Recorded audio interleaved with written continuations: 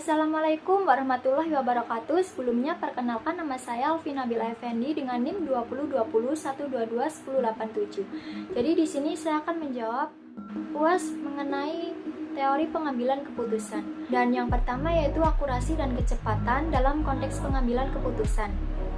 Jadi di sini saya akan menganalisa dan menjelaskan mengenai kondisi bisnis di masa yang akan datang atau masa saat. Pernyataan tersebut menyiratkan bahwa dalam konteks pengambilan keputusan di dunia bisnis saat ini dan di masa yang akan datang, akurasi dan kecepatan menjadi faktor kritis. Jadi di sini ada akurasi dalam konteks pengambilan keputusan bisnis di masa yang akan datang atau masa saat ini. Jadi di sini saya akan menjelaskan akurasi merujuk pada keakuratan informasi yang digunakan dalam pengambilan keputusan. Dalam era digital dan teknologi informasi yang semakin maju, bisnis memiliki akses ke jumlah data yang besar dalam kompleks. Penting untuk memastikan bahwa data yang digunakan adalah akurat dan andal. Kualitas data yang buruk dapat mengarah pada kesalahan penilaian keputusan yang buruk dan resiko bisnis yang tinggi. Dalam konteks ini, penting untuk memiliki sistem yang dapat memverifikasi atau memvalidasi data dengan tepat sebelum digunakan dalam pengambilan keputusan. Di sini contohnya, misalkan seorang manajer penjualan sedang mempertimbangkan untuk memperluas pangsa pasar ke wilayah baru. Untuk mengambil keputusan yang akurat, manajer tersebut perlu mengumpulkan data tentang kondisi pasar, preferensi konsumen, saing, dan faktor lain yang relevan. Jika ada data yang dikumpulkan tidak akurat atau tidak mutakhir, keputusan yang diambil dapat menjadi tidak tepat dan berdampak negatif pada bisnis. Jadi selanjutnya di sini ada kecepatan dalam konteks pengambilan keputusan dalam bisnis di masa yang akan datang atau masa saat ini. Jadi di sini saya akan menjelaskan kecepatan mengacu pada kemampuan untuk mengambil keputusan dengan cepat dalam dunia bisnis yang dinamis. Dalam lingkungan bisnis saat ini, perubahan terjadi dengan cepat dan peluang atau tantangan dapat muncul dalam waktu singkat. Kemampuan untuk merespons dengan cepat dapat memberikan keunggulan kompetitif yang signifikan. Di sini ada contoh kecepatan, yaitu sebuah perusahaan retail mungkin mendapatkan peluang untuk membeli stok produk dengan harga diskon yang signifikan hanya dalam waktu terbatas untuk mengambil keputusan yang menguntungkan. Perusahaan tersebut perlu dapat mengevaluasi peluang tersebut dengan cepat, menganalisis potensi, keuntungan, dan risiko, dan membuat keputusan pembelian dalam waktu singkat sebelum peluang itu hilang.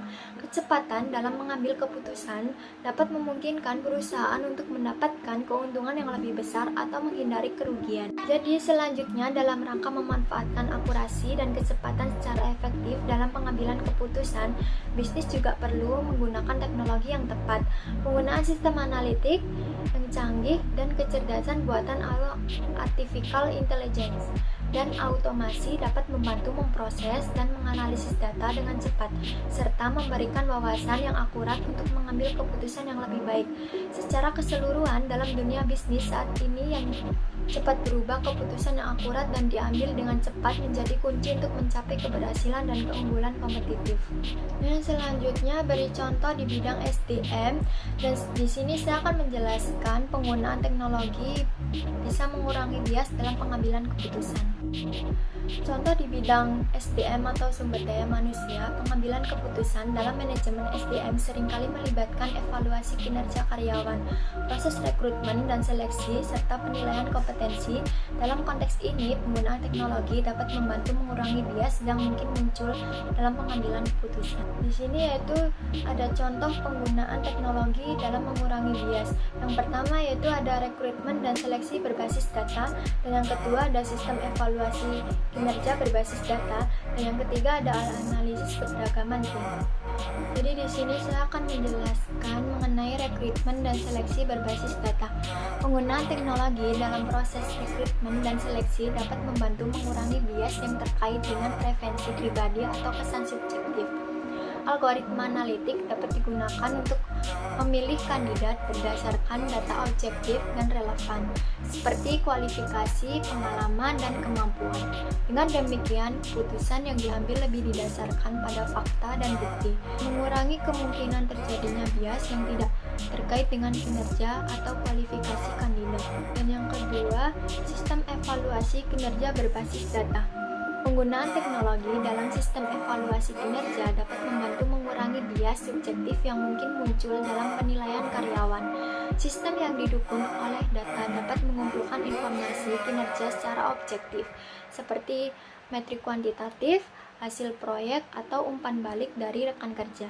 Dengan menggunakan data ini, keputusan terkait promosi, peningkatan gaji, atau pengembangan karir dapat didasarkan pada kinerja nyata daripada preferensi. Dan yang ketiga, analisis keberagaman tim. Teknologi juga dapat digunakan untuk menganalisis keberagaman tim secara objektif. Algoritma analitik dapat memantau komposisi tim berdasarkan faktor-faktor seperti jenis kelamin, latar belakang etnis, atau latar belakang pendidikan. Dengan demikian, keputusan terkait dengan pembagian tugas, penugasan proyek, atau promosi dapat diambil dengan mempertimbangkan keberagaman yang seimbang, mengurangi kemungkinan yang mungkin muncul dalam pengambilan keputusan tersebut. Penting untuk dicatat bahwa teknologi tidak sepenuhnya bebas dari bias. Bias dapat muncul dalam desain algoritma, pengolahan data, atau pemilihan variabel. Oleh karena itu, penting untuk memastikan bahwa teknologi yang digunakan dalam pengambilan keputusan SDM didesain dengan hati-hati, dipantau secara terus-menerus, dan dinilai secara kritis untuk mengurangi kemungkinan adanya bias yang tidak sengaja.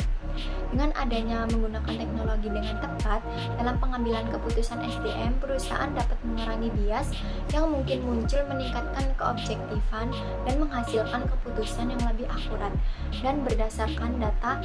Hal ini dapat berdampak positif pada efisien dan efektivitas pengolahan SDM secara menciptakan lingkungan kerja yang lebih inklusif dan adil. Selanjutnya yaitu di sini saya akan menjelaskan teori proses pengambilan keputusan secara urut dan terperinci terkait keputusan rekrutmen karyawan baru untuk posisi customer service. Jadi di sini proses pengambilan keputusan rekrutmen baru untuk posisi customer service yang pertama ada identifikasi kebutuhan dan spesifikasi pekerjaan.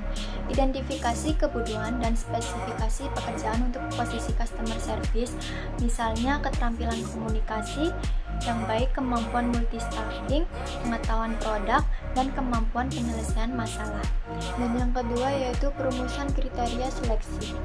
Perumuskan kriteria seleksi berdasarkan kebutuhan dan spesifikasi pekerjaan.